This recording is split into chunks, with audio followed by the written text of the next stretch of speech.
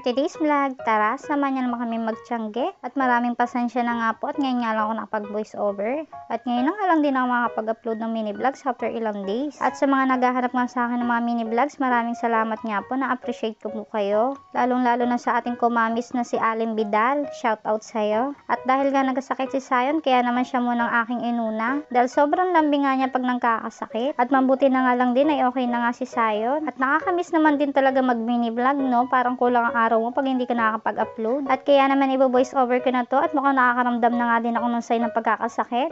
Uso kasi ngayon ang sakit dito at yung mga pamangkin ko nga ay meron na nga din lagnat. At medyo sinisipon na nga din ako kaya ganito na din yung aking boses. At going back na nga po tayo. Nandito na nga pala kami sa Tiangge. At ang Sayon natanaw kagad ang tindahan ng laruan kaya naman doon agad nag-aaya. At mabuti na nga lang din ay napakausapan naman si Sayon at sabi ng papa niya ibibili nga muna kami ng ulam. At napunta na nga kami dito sa bilihan ng isda. Bibili muna kami ng Gigi. At sa mga oras nga na to ay namimili na nga yung asawa ko ng Gigi para makabili na nga din kami at hahanap pa kami ng ibang ulam. Yung ang dami mo nga nakikitang pwedeng bilhing ulam pero hindi ka makapag-decide kung ano yung bibilhin mo. Yung halos parang paulit-ulit na nga lang yung aming nilulutong ulam. Kaya naman napakahirap talaga mag-decide kung ano yung aming bibiling ulam. At nandito na nga kami sa bilihan ng gulay. Bibili yung asawa ko ng 1 kilong talong. At nakita nga din namin itong bulaklak ng kalabasa kaya naman bibili din kami. At ito nga, namimili na nga kami ng bulaklak ng kalabasa. Karga-karga ko kasi si Sayo kaya yung asawa ko na yung namimili. Ito na nga lang yung ulamin namin ngayong almusalan.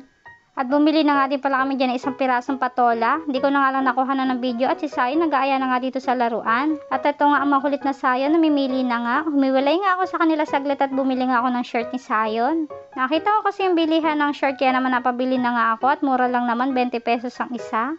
O diba, sulit na talaga ang 20 pesos dyan. At bumili na nga din ako isang pajama at nakakita nga ako ng para kay Sayon na size niya. Talagang 35 pesos nga lang ay talaga namang sulit na at maganda nga yung tela niya. At sa susunod niyang Tiangge ay sana meron na ulit na pajama para naman unti-unti kong mabibili si Sayon.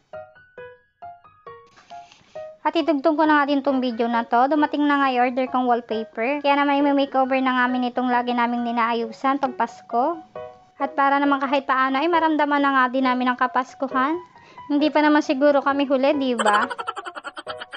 At finally, natapos na nga din kami ng pamangking ko. Inabot niya kami na maghapon dyan kakadikit. At dumating na nga din tong order ko na solar na Christmas light. At ito nga yung pinili ko, solar na Christmas light para naman makatipid tayo sa kuryente. At saka na nga lang namin ito ikakabit pag dumating na nga yung order ko ng pang-decorate pang Christmas. At sa merong makakagusto nga nito, ilalagay ko na nga lang yung link sa comment section.